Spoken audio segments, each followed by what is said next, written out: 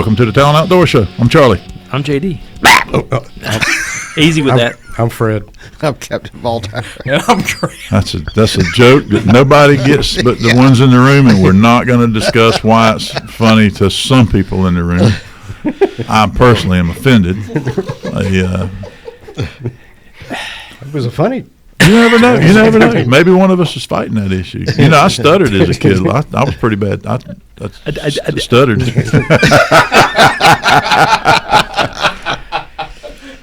Not like crazy, but a little bit.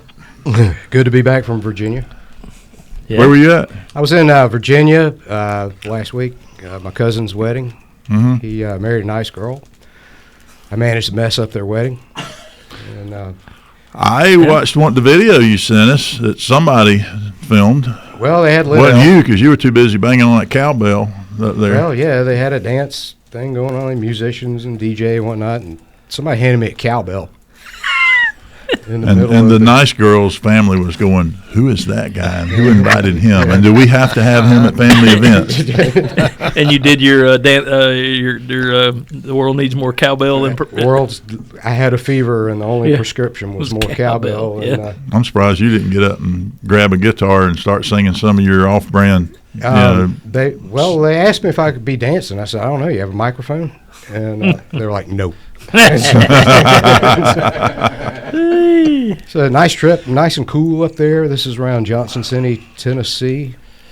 Took an opportunity to ride a bike on the Virginia Creeper Trail. There were you fit right in. the Creeper, so wife and I got there to the bike rental place, and they had one e-bike left and a regular bike. So I took the e-bike, of course. Did you bring a rope to tie to your wife's bike so you could tow her along and she wouldn't have to pedal as hard? No, I made her pedal. Okay. And it probably went, I think, 13 miles on the trail. Didn't take us very long. A lot of downhill there. A few little inclines, but mostly downhill. Went through the rolling hills to rock ledges, in between rock ledges. Had a big old snake on the road, and I stopped, played with him for a little bit. Yeah. What kind of snake was it? It was a black garter snake, which you don't see around here. No. But he was probably 3.5, 4 feet long. I saw a video on Instagram sometime this week. Some idiot down in South Florida tried to pick up and pet a cottonmouth. That did not work all well out for her at all. It did not work out all that well. She ended very up docile. Showed her in the hospital. Before and after, with her hand swollen up about the size of a softball. Those are nasty snakes. I can't understand this. Well, yeah, and they're very very venomous, and they're not friendly. Don't friendly. pick up the nice copperheads. Smell bad. Or cottonmouths. It's A just cottonmouth, you can shoot a cottonmouth and it will be dead, but it ain't dead. It crawl off. I went out the Parkway one night when I was still at the sheriff's office, and somebody was like, "Hey, we're at a snake call at a lady's house," and it was a little subdivision there next to the military cemetery, and all this little houses right up next to each other, and they have little privacy fences in the back. Well, she had a water moccasin in her backyard, and the old cottonmouth. So when they were like, well, we can we just shoot it? It's under her back porch. I get my shotgun and shoot it. I'm like, no, you can't shoot under her back porch with a shotgun in that neighborhood. And buckshot. Yeah, that's all Sure, they he had didn't was have any buckshot. I said, birdshot. you can't do that. And I was up near the sheriff's office, and I said, well, hang on, I personally have a suppressed .22 pistol that I will bring out there. That's the one that got me in trouble one time, and I will bring that out there. And no, it was a different one. I forget. Anyway, I'm gonna bring this thing out there, and I'm gonna shoot the thing with the little .22. And so I got out there, and it was up under her deck. And I said, well, the boards are wide enough to accommodate a .22 caliber bullet. So I got up there and put the bullet right down to the deck, and I shot it through the gap in the deck, which is an awesome shot. I might add. They were getting some light at an angle, and I shot it and hit it, and I reached up in there. She had one of those hummingbird feeders, a little black rod that's got the S hook on the end of it. So I took the hummingbird feeder off of it, reached up there, and I drug it out there, and it wasn't moving. It was normally snakes would kind of squirm around a little bit. Nope, it was not moving. Well, I was like, man, this thing's huge. Let me look at this. So I put my foot next to it in my Danner size 13 Danner boot next to it, and I took a picture of my foot next to that snake. Then we got a call where a deputy was getting her rear end handed to her, and there was shots fired, all kinds of crazy stuff happened. So I jumped in the car and I'm hauling tail to the far side of the county. And almost a little while later, the deputy calls me back, says, "Hey, this snake came back to life, and I had to shoot it with my shotgun." With buckshot. I'm like, with buckshot, and I'm like, what on earth? Well, it turns out apparently a .22 caliber bullet right through the middle of that snake's skull did not kill it properly. And we've seen it out here where you shoot a cottonmouth and you think it's dead, and come back a little while later and that sucker's gone. Now, it may not have crawled off far. Who knows? Maybe a bird got it. But those things, I've seen them get up and come after you. Yep. And the people go, "Oh, they're not aggressive snakes." Well, they might not be if you leave them alone. Yeah. If you don't ever mess with them. But Don't if you mess go to with 'em. messing with them, Try picking one up, see what happens. You'll bite be in you the on the hospital hand. like that later. apparently it will bite. That thing will bite you. Yeah. I ain't messing with them. So Yeah. neat trip. Great park. Congratulations to my cousin. Yeah. And had fun up there. Didn't think I would be, but I did. There's a lot of parts of Virginia are just absolutely gorgeous. They did a great job, and this is Abingdon, Virginia. Abington's done a great job of preserving their history. Mm-hmm. Lots of old 18 pre-Civil War Yep. stuff. They even had a marker for the Stonewall Jackson College of Women. Didn't know they had one of those, but apparently Stonewall was popular with the ladies. So I knew I liked him for one reason or another. Oh, he was an educator, so there's that. Yeah. He taught at VMI. Oh, yeah. I did not know that. His cannons, his 4 favorite cannons are sitting out on the parade ground at VMI to this day. Matthew, Mark, Luke, and John. They're sitting on the parade grounds at VMI. Taught engineering there. You still have the picture of that cottonmouth? Yeah. There's a picture. He still does. That's pretty good. They don't normally get over. Yeah, that's a big one there. Well, that's my 4 size. feet. That's my size 13 He's foot probably in 4 or it. 5 foot. And cottonmouths normally don't. You don't rarely see them over about 4 feet. Yeah. That's amazing technology right there. I just went to my Google Photos and said, and the AI thing, and said, find photos of snakes in my pictures, which there won't be many because I don't like snakes. If you did that on mine, lo and it'd be behold, like it half the said photos. that was October 10th of 2013. Really? You Yeah. found it that quick? That wasn't too long ago. Yeah. I guess it was. You know, the days of scrolling and scrolling and Yeah, scrolling and that's what I scrolling. usually do. I got thousands Yeah. of pictures. I'm Well, me too. particular one. It's like, how do you Yeah, find type it? in I didn't there know that. largemouth bass and see how many pictures. And there's a picture of my wife holding a rattlesnake, scrolling on her phone like there ain't nothing to Is it. that alive? Is he dead? Well, technically it's dead at that point in time. Yeah. Because, my wife, she snakes don't scare her, but when she goes out and there's one on the back porch, guess who's going to move it? With it. Well, it With a ain't shotgun. her. That's kind of like when we're teaching classes. I talk about situational awareness. You're sitting there, and and I use the example. You're sitting in your recliner at night, and you hear something go crash on the back porch. We talk about freeze, fight, flight, or Posture and submit. face, fight. Anyway, so I said, it's and you hear that crash. The first thing you do is you freeze. You pause because you're trying to figure out what it was. You're trying to justify what was the noise. When my dogs aren't barking, all these things are going through your head. And I said, so what do? Do you get up and do you flee to the back room and then call 911, or do you go face it and see what the deal is? And then ultimately, if you can't posture and they don't submit, then you may have to fight. I said, around my house, I know what's going to happen when something crashes outside. I'm going to get up and go face it because my wife is going to be sitting there and she's going to tell me, hey, go see what that is. So I know what mine is. Mine's to pretend I didn't hear it. Yeah. And then when she gets my attention, I get my happy tail up and I walk outside and see what it was. If it's a snake, you freeze? Now usually we turn the dogs out, but the dogs would just run past one because they've got that Snake-Avoidance stuff. No. So they don't Snake avoidance? Yeah. Oh yeah. They Train know a bird better. dog. They know better. Train a than to bird grab dog, snake. yeah. Yeah. Oh, okay. We'll tell you about that when we come out.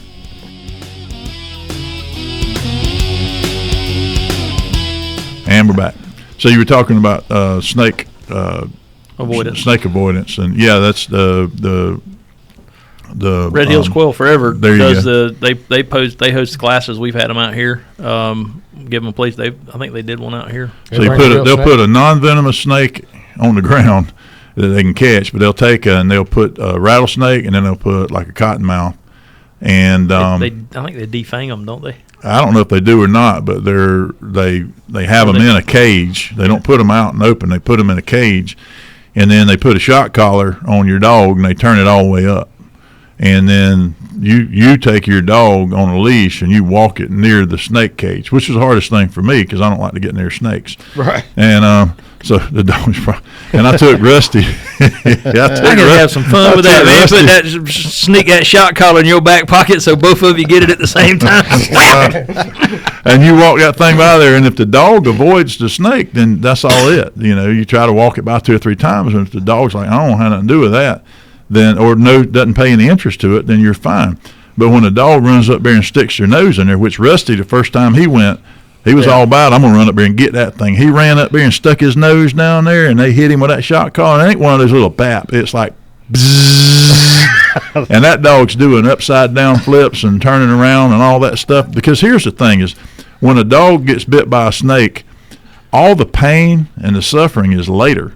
And a dog for a dog to recognize that this is a bad thing, they need immediate feedback right then. You can't, like, you come home and the dog chews up your favorite pair of shoes, then, Fred's high heels and all that, that heel's messed up. 3 weeks ago. Then you get on them 2 hours later. They don't know why. That don't really work. No. But if you do it right then, like you catch them doing something, especially if you can have it remote where it's not you doing it. So that collar, that dog only knows that I smelled a snake and all of a sudden I'm in pain, so I associate pain with that snake. And they go, well, that's cruel, man. Y'all ought not to shock those dogs.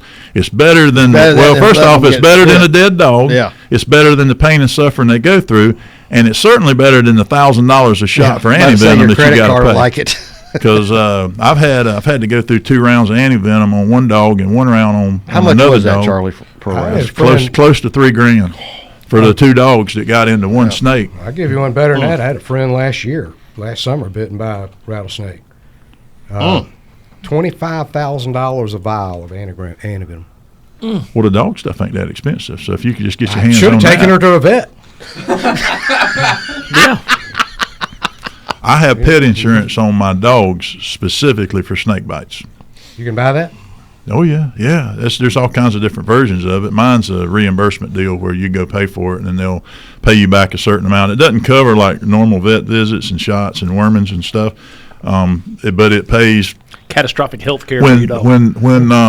When Dolly, I've got Lily now as my GSP. Before that, I had Dolly. Dolly got bit a lot by snakes. So did Rusty. Lily, my current girl, she's a good girl. She doesn't mess with snakes.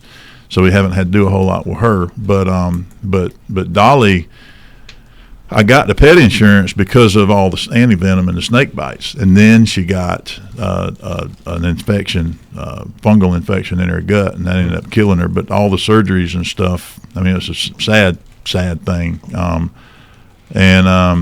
Went through a couple surgeries, different vets, really good veterinarians. Veterinarians' bedside manner is generally a lot better than regular doctors' bedside manner. Found that to be the case too. And they're dealing with, they're emotionally attached to animals like we are. And so I had some really good experiences there, although we lost the dog. But I had pet insurance, and for the first time ever, because this is one of the things, a lot of times people put their animals down because they can't afford of money. It's like, this is going to cost me how much? Mm-hmm. And I've lost dogs in surgeries and stuff before, but the money always comes into play. That doesn't come in play with people. Is Grandpa going to make it? Well, I know it's going to cost a lot of money if we keep him around, so we're going to go ahead and put him down. We don't do that with people, but with dogs and cats and whatever, we find that economic number that we draw the line and go, we got to put them out of their pain and suffering. And with pet insurance, that never came up. He said, well, man, Charlie, this is going to cost. I don't care. It doesn't matter because it's all 90% of it's covered. I can afford to copay. And now, is that per dog? Is that a policy per dog? Or is it I pay $30 a month for each of my dogs. Boy, that would have saved me. Really? Who's that with, Charlie? Can you mention it? Yeah, I will in a minute. Okay. I'll come back to it. I have to look it up on That's the phone. cool. I mean, there's a lot of people that probably listen to this got. Yeah. I want to check into that. You should. Well, that's So, as much as I take that. Well, I on. think if you go to a veterinarian and you get pet insurance and you just change your name to Rover, it might save you some money. Hey, what's your name? I was going to say, Fred, you going to go by Daisy or? I was going to go by Fido, maybe. Spot. I don't think I reinstalled the that- app on my phone. I'll have to research it. But there's a bunch of them out there that are, and you just have to look. Okay, is this one that covers routine visits? It's kind of like health insurance. You just pick a tier. And, I like the catastrophic thing. Me something. Yeah, not a bad Snake deal. bite. There you go. It's Well, if you're paying $30 a month over the course of a year, what's that? $360. $360 a year to take your dog to the vet and get one vial of antivenom is going to run you between $800 and $1,000. Especially if you go to it never happens during the middle of the day. It always happens on the weekend or after hours. You have to go to one of these pet hospitals then. Yeah. And so then it gets real expensive. Especially in your case, you got the farm up there, and they're running around on the farm. And Sure. Plenty of places for snakes. There's poisonous snakes out there, Yep. and if your dog's going to mess Especially with this them, time of year. I tell you, this as time dry of as year, it's been, Yeah. y'all You water your being yard, they're seeing going any to come up snakes there. around your area, JD? It's as dry as it's been. Yeah, it's a weird thing considering I live, less than 100 yards from the bank of the Well, that's Lake true. Ammonia. Right. We rarely see snakes at all. And if I do, I've had a few like white oak snakes and stuff in the yard. Never had a poisonous snake in the yard. Never had a gator in the yard. I've seen them cross the road between me and Deer Lake. I've seen gators walk across the road. Never had one up in the yard. But I do, when I open the front door at night to go out and let the dog out or whatever, I do look around real careful before I go to walking around because it's prime habitat for one, but just don't see them there. Don't get mosquitoes bad. That's the other thing. You'd think we'd get toted off with mosquitoes you would living that think. close to the lake. But further inland in Killearn Lakes, like where my mom lives on the other side of the neighborhood, man, you can't go out after dark. The mosquitoes will tote you off. My house, I don't know. It's like they fly over and go somewhere else. I don't know. I'm okay with Probably it. because there's no bahia grass there. Yeah, That's probably what it is. yeah, maybe. I don't know. So, Ain't none in my yard. I ain't in guarantee his you, there ain't yard. none in my yard. I'll dig it up. so we got the Miami game coming up this weekend. Yes. Yeah, Yep. today. Of course, the you show. know, Today. Well, it'd be, yeah. This evening. Well, yeah. 7:30 So, or 8 of course, o'clock. ESPN, I guess they're not having game day at this. Nah. I guess because that's probably because we throw eggs at Herb Street, maybe. I don't know.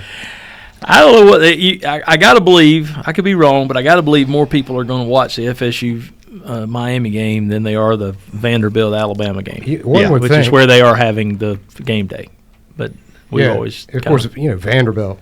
You always Vanderbilt think- beat Alabama last year, so that's that makes it a little more interesting, maybe. Of course, they're a bunch of elitists at that school. Which I one?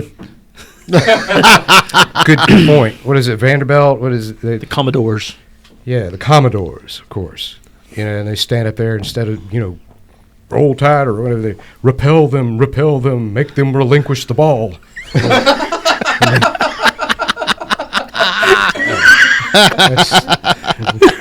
I mean, Is that the Ivy League? Isn't that That's the the Ivy Ivy League League, version of the yeah. SEC? Yeah, Instead of pretty going woo pig, yeah, that's what they are. repel them. Repel them. so, So of course, with the Miami fans in town, there's likely You're to be, gonna probably get some work out of this. Yeah. Are you open 24/7 this week? Oh yeah. It's and the just 222-4005. It's on 24/7. They'll hook you up with me. Of course, there's some new laws in effect now. Yeah, you were saying something about DUIs. What are those? Yeah. So used to be if it was your first offense driving under the influence and you got opportunity so what happens is they arrest you for driving under the influence, but if they have probable cause, take you down to the jail. In most cases, some officers have breathalyzer tests in their cars. Most of the officers are going to take you to the jail and ask you to take a breath test. And used to be you could say, nope, not going to take that. They'd threaten you with a license suspension. Well, then they just take your license from And you. you take your license, but you can get a hardship permit, almost immediately. If you need to hasn't drive for changed. work, that's the hardship. Drive permit. for business purposes, church, doctor, work, pretty much everything except for recreational purposes. You can't So- pull the boat to the lake no Can't more, pull- Paul. So not Well, he worried could about you. because that would be for That's work. work. Yeah. So I actually got a guy off one time. Once I wouldn't recommend this, but he'd gone to Lanark, caught a couple of redfish for dinner, and I was like, well, you had to eat, and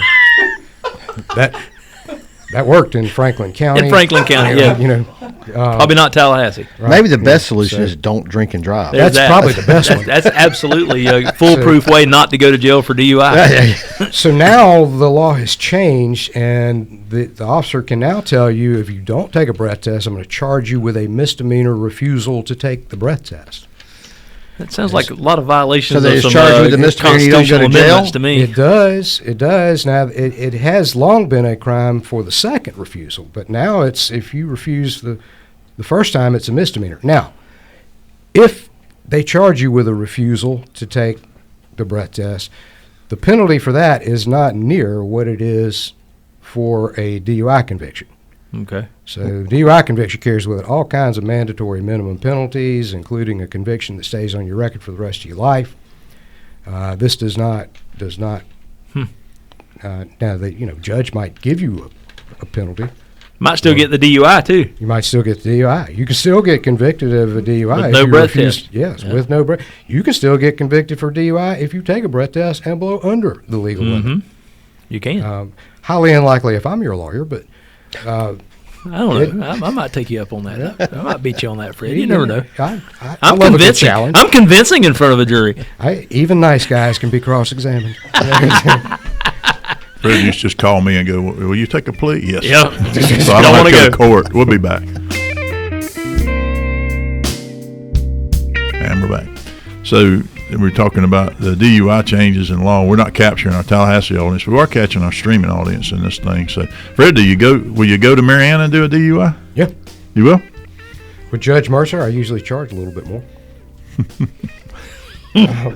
So, but I Well, mean, it's travel involved, so there's travel expense there. It is a journey in that courtroom. I don't comment on anything related to the judicial system in my home county. I just put it this way: I wouldn't get caught doing anything wrong in Jackson County. That's not a good place to get caught.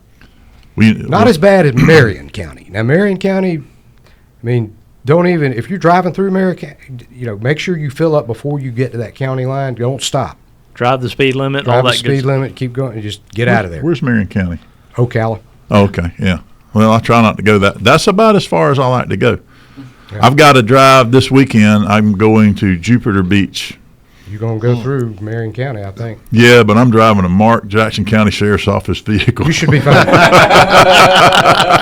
You should be fine. They got a 1-ton truck there. I'm going to pick up some stuff for a vehicle that the agency is acquiring, and I'm going to get the peripheral stuff, which is going to be a lot of fun. I get to go there and meet with one of their tactical guys and hang out and talk and grab So you're some gonna- stuff and come back. But You all right have an MRAP in Jackson County, or yeah. okay, No, that's- 50 cal mounted on? No, the none of that stuff. None of that stuff. It's there's a reason for everything, and I'll just leave it at that. front? Okay, But You're yeah, going to Destin, what are you doing you're over going to there? this. watching soccer. Oh. That's yeah. what does my life entail? Watching soccer, watching girls, little teenage girls play soccer. That's my life. Your daughter's coming here once in a blue moon, and when they come in, I'm like, who is it? Oh my God, she's grown up. Yeah, They have grown up. yeah. Yeah, they it's have. well, mine has too. And it's. I look at my son every now and then, and I like, where'd he come from? He's like like a little feller. He's like a little fella. Yeah, he walks around. I'm like, when did you get so tall? I looked over there one day, and he was taller than my wife, which is not much of a challenge, but I'm like, when did you get almost a head higher than she is? Yeah. I don't think he's going to be as tall as me. So you're not going to be able to go to the beach or any of that, or Nah. you're just going to watch soccer? Got 2 games on Saturday evening and 1 game on Sunday. That's a lot of I'm soccer. Come home. Okay. Yeah, there's soccer tournaments. So what are you going to do in the Just- meantime? What's that? You go out. In between? Yeah. In between soccer games? Yeah. probably sit under the tent or get something to eat or whatever. Try to watch the ball game in between, or while the soccer game's going on, I'll have my tablet or my phone watching the football games. Should take the van and then set up the internet and stream and watch it on the thing. I actually thought about that. That would be You could like have the dad soccer. So if you're out there in Radio Land and you are interested in a 2014 Mercedes limo van? Sprinter limo. Sprinter? Yes. Yeah, it is set up like a limousine. 3-liter diesel that runs like a top, and got 3 TVs in it, internet, You selling or a microwave, a refrigerator drawer in the back set up with limo chairs in it, and a fold-down bench in the back. Bench seat turns into a bed, and it's only got like 50-something thousand miles on it. We've got it listed for sale on Facebook Marketplace if anybody's interested. We bought it. It's been to South Dakota and back and whatever else, but I don't know. Last year we drove the trucks because of the dogs. Yeah. So. Well, I thought when we got it, we were going to get to listen to Fred tell lies and stories and play he's too guitar good to all the ride. way up He's back. too But good he to ride with flies us. He up. flies. We have to look at each other the whole way. So I mean, there's a certain judge that I have to take care of. We won't get into that. The people who attend with us, that's privileged client information. It is, for good reason.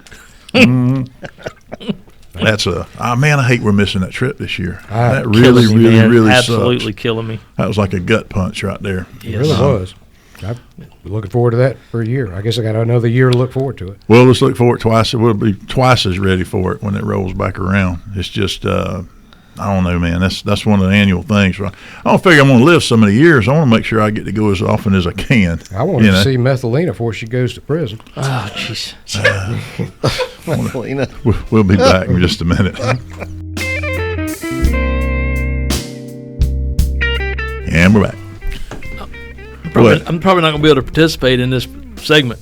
Why not? I got the hiccups. You got the hiccups. There it went. What are you putting on? What? Now, this is radio, Fred. You got trying props to for the end the radio. government shutdown. You look like Fred has just put on a glue-on mustache. Are you going to go to court on Halloween as an illegal immigrant, an undocumented worker? Is that what you're going to go as? I'm trying to look like Hakeem Jeffries and Chuck Schumer. Doing a pretty good job. I think so. Yeah. I mean, Well, I just got a picture of you, so congratulations. You become the thumbball for this week. So, speaking of government shutdowns. Well, yeah. So, Silencer Shop, they quit. I probably won't get through this as it is without hiccuping. So, the Silencer Shop is a company that we use to process suppressors. Sent out a notice to all the dealers this morning, the government shutdown update. Forms 3, Forms 1, and Form 4. So a Form 3 is the dealer-to-dealer transfer of suppressors or NFA items. Form 1 is the authorization to manufacture your own NFA item. That's suppressor or short barrel rifle. And a Form 4 is the transfer from dealer to individual. They can be submitted, but the ATF processing is paused, which means that the e-form is going to stay active. Submission would be saved, but no processing until the examiners return to work. So they're non-essential. There's a non-essential government shutdown is the people that process those particular forms. So I got to wear this mustache and sombrero until they fix the silencers. Well, you can still do everything right now, and when the shutdown is over, when they work their differences out up there in Washington D.C., all this will be moot point. But it'll go back, and it could happen anytime. Until a month later, when they have to probably revisit all of this all over again. They're going to kick the can down the road for one more month, and then come back and kick it down the road again, and instead of them doing their job, and it's just anyway, just yet another inconvenience. They'll capitulate. I don't know. It doesn't matter. It's just do your job. Do your job and get us fix the budget situation, and we don't need any more debt and whatever else. So of the country. Well, it's not. I don't care which administration is in office. Our national debt keeps climbing and climbing and climbing. Yeah. Deficit spending is in there, and you can go study economics. That's most of what I studied in college was economics. And you talk about how deficit spending is good for the economy and that the government plays a role in the GDP. Blah blah blah blah blah. I don't believe. Well, I mean that's like saying, you can live in a nicer house. You just got to borrow more money. And it's and I was watching this, was it John Stossel, the video he put out about how everybody's screaming about this generation can't afford houses. Do you see what houses are now versus like the houses that we grew up in? Yeah. It's not the same houses. No. You can't just go buy like a starter house, and if it is, it's like a little townhouse or something. It's and then they talk about the cost of living. You look at the standard of living that people try to maintain now versus the standard of living we had back then. How often did your family go out to eat back then? It was you went home. You cooked at home. Never. You didn't go out. Now, how often do people go out to dinner and then you have to tip? On top of all that, everything is way more expensive. The standard living, you're trying to maintain a standard of living that is way too high. Somebody who can't afford to put gas in their car is stopping at Starbucks for an iced latte or some crap. They're like, I can't put gas in my vehicle, but I got to have a this. $12 coffee. It's like you were saying, Charlie. You sometimes drive your car that gets great gas mileage, or just you don't have to because you can't afford it. You do it because it makes sense. It makes financial sense. Yeah. So I bought the little car I got. It makes financial well, sense. we have at this point in our lives, we have the luxury of having a little bit of wisdom. A little bit, and a little bit of wisdom, financial wisdom, and a little life experiences and stuff. And then if I buy something new or nice, I know based on all of my other expenses that this is okay for me to do this. Maybe it's not the smart thing if I'm trying to invest money. Should I go buy a new car, or should I keep the one I have and pay it off and then put the money I would be making on a payment into some sort of investment account and invest in money? Yeah, absolutely I should do that if I need that.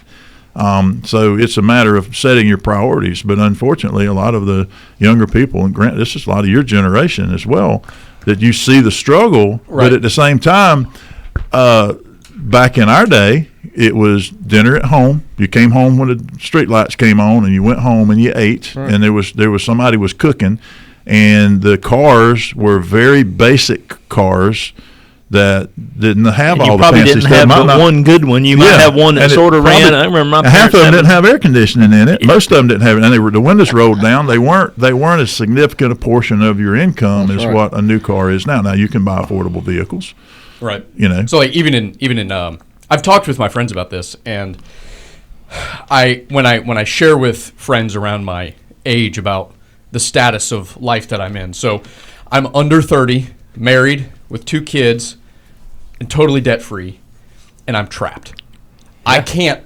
I can't get into that next level of home purchasing because just simply trying to get through any kind of savings building up over time, it's nearly impossible to break through out of my current home to say, like, as our family's expanding, want to get a bigger property, bigger home, just for normal space purposes. Mm-hmm. It's like where the neighborhood that I grew up in, I can't even go back into. Right, it's out of my price range. Interest rates are too high. I'm in essence trapped because I have a really good interest rate right now. We refied a few years ago, and I got in just like at the very last end of the 3% interest. Yes, I was the very last. And so now homes in literally the area that I grew up in here in town, I'm like, can I even go back and buy a home in my own home neighborhood? It's really hard. And I'm like probably the 1% of all Zoomers, like no debt.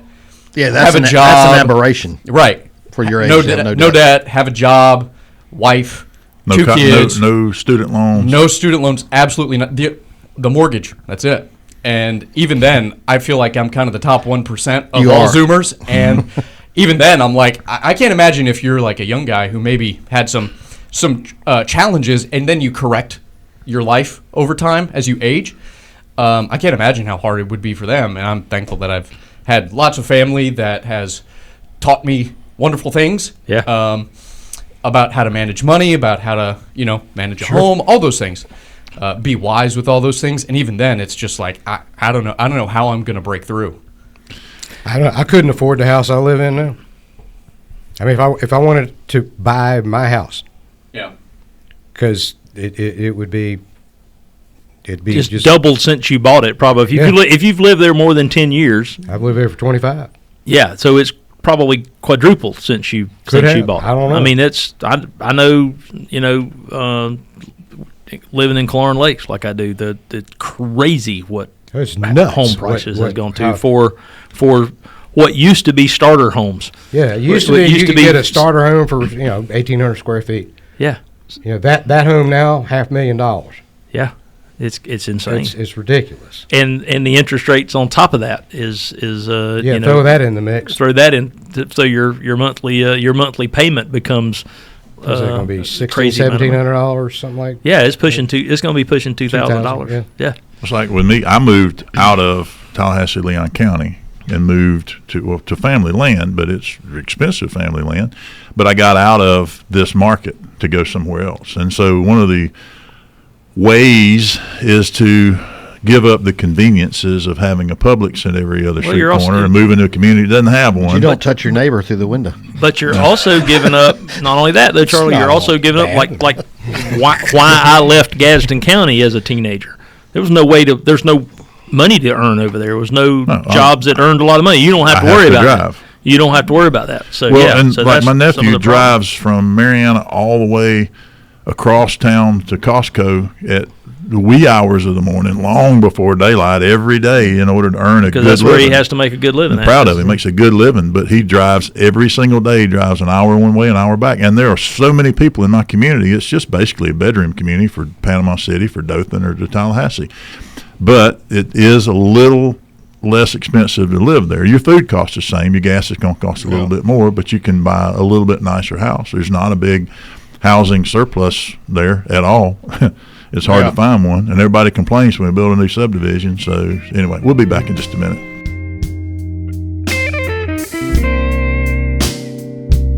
And we're back. We're talking about housing when we left, and I told my wife not long ago, I said, if I were left to my own devices, I'd still live on this farm, but there would be 3 or 4 shipping containers out here bolted together in a compound with some watchtowers on. I take the 20-foot ones and I'd put them on the corners diagonal, and I'd make me a square out of the rest of them, and I'd have, the little. It would be set up like an old school fort back in the day, Would you except get out like of one of those shipping Like a containers. barn dominium. one of those rolling Yeah. gates, like they had in. Oh yeah, don't think I wouldn't. If I was a single man and didn't have that, I promise you, I would. It would be a winter long project. There would be a buried one too with concrete around it. You can't bury those, but dirt on them, expect them to hold up because they're not that sturdy. But if you bury it and use it as a platform to pour concrete around, it'll work just fine. And What was that I'd movie do that. Bill Don't think I Gibson wouldn't. had? Where did the one where he had the guy ride around on the semi and he had a dude up Road there? Warrior. Yeah, that Road one. Warrior. Yeah. So, and they- Well, it started out with Mad Max and Yeah, then Mad- Road Warrior, yeah, and so now it's you're Mad Fury Charlie. Road. No, the Yep. post-apocalyptic Charlie. That's him. I'd be the guy with the bad teeth flying around on the little helicopter. Yeah, So the I just want to know gyro where they got all of the nitrous oxide for the vehicles in a post-apocalyptic world. I mean, I always wondered that too. they were having a hard time with food and water, but he had nitrous. Yeah, well, Yeah. he had a on his car. He had a supercharger on his car that just like the one Chuck Norris had in Lone Wolf McQuade, which don't exist by the way, where you can grab the handle and pull the handle up, and all of a sudden crank the supercharger up. That ain't the way superchargers work on an engine. They have to run. They run all the time. Yeah, You don't just turn it on and off. But anyway, the artistic license with the yeah. Anyway, so what's going on in the fishing world? I brought some baits. They are biting this fall. The fall bite is on for sure. So water temperature. 78, 79. It's come down 5 or 6 degrees. But there's been some baits that's really been working good. I'm going to try to do what Charlie says to explain this on. This is a lipless crankbait, rattle trap. So And- rattle traps are working now? Yes, very good. And Okay. when you just throw it out and reel it in, it vibrates. Yeah. You hear that? Mm-hmm. And man, that has been catching some fish right there. This will continue to work probably into November, through November. It works really good again in the spring. That's really been working good. Also right now a crankbait. This is a Squarebill crankbait. It runs about 4 to 5 foot deep, and notice everything's a shad color. I'm going to show that up there on the YouTube so people can see it. But that's been working. It's got a little bit more subtle knock to it. Okay. That's been working good. Any shad color right now is working real good. And then jerkbaits, these have been working good. Now, what you'll like this, Fred? This is a jerkbait. You want to get the just rhythm for right Fred. when it's a jerk pause. So And that pause when you get a jerk in, that's when your line's coming off. That's a Rapala X-Wrap. Very good bait right now. So it sits in the water on the top, and It then you suspends. jerk. No, you reel it under the water and it suspends. So you And reel it'll it sit and there then and you it'll jerk, pause. and then It'll sit pause, there. and then continue reeling. No, let it pause. How long you pause? I like to count to about 10. Somewhere between 1 and 10, they're going to bite, and they'll continue to bite that wherever that is. So you throw it out, Reel down, reel down, and let it pause. jerk your rod, jerk it on a sight line, pop it, and throw your rod back to it, your tip, Okay, and let it sit there. and just let it pause. And it'll sit there suspended in the water column. And so they're gonna bite when it pauses. Most of the time. Or right when you first start the first Right. jerk, you'll hit it on that fast That's movement. right. That's right. Yeah. But that's some baits that's really been working good right now. As we get some cloudy days, like we're supposed to be having some rain coming in this weekend, then your Supposedly buzz so. baits will start. That buzz bait bite to turn on. They're really feeding right now, and it seems to me like, They know something we don't, like we're going to have an early winter. yeah. I mean, it seems like the yellow butterflies started heading south in September, Yeah, instead way of October. sooner than it. And I was going to ask Charlie, is he noticing things on his farm that are different for fall? You know what I mean? Than last year. It just seems to me like everything's. I just saw a bunch of daggum You pelicans, asking a lot of like Charlie. 100 pelicans. You I ain't never seen that this time of year. Yeah. Charlie don't pay that I'm close noticing, attention. Well, I'm noticing there's a lot of butterflies and stuff right now, but it's harvest season. I'm looking more at green stuff growing. I don't really pay much attention to. I know. Yeah, you know what I'm saying? Yeah, my granddaddy always would talked about the yellow butterflies, and I don't know what their name of them, the scientific name, but that was always an indicator when you started seeing those yellow butterflies, the solid yellow, bright yellow butterflies. When you started seeing those show up, that's when the redfish and trout would start heading towards the creeks.